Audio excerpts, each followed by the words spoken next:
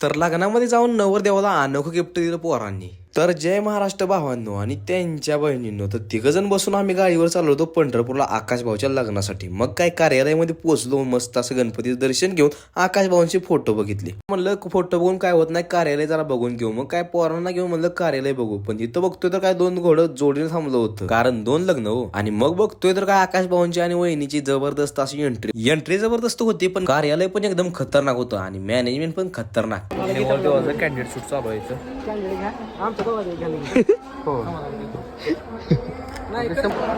पुढचा नंबर यांचा कसा आहे, कोण असेल तर कमेंट करा.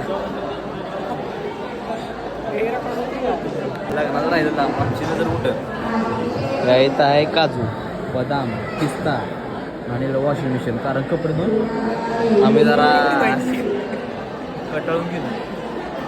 खरंच आमचं लक्ष होतं वॉशिंग मशीन, कारण कपड्याला आम्ही लईच वैतागलो. आता म्हणलं थोडं आतमध्ये जाऊ, नवरदेवाची एंट्री बघू. त्याच्या आधी तुम्ही झुंबर बघा. आणि आता नवरदेवाने काय होता पारण्याला. मग काय नवरदेव पण आला घोड्यावर बसायला. आणि आता तुम्हाला मी पंढरपुरी आपली सोलापुरी हलगी ऐकायला दाखवतो. म्हणजे बघा कशी वाजती सोलापुरी हलगी.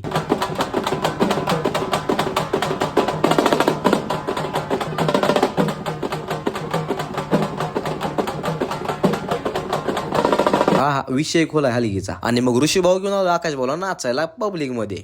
खांद्यावर आणि गोड्यावर मजा आहे ना, म्हणून पोरं म्हणली खाली उतरून ये पुढं.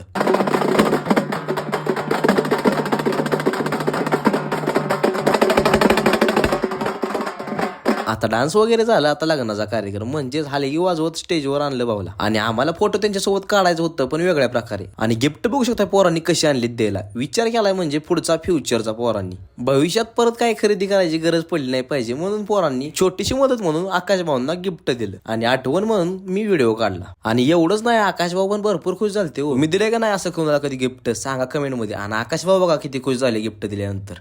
मग आम्ही पण खुश झालो आणि जेवण करायला बसलो. आणि विकी भाऊन आम्हाला जेवण वाढलं मस्त असं.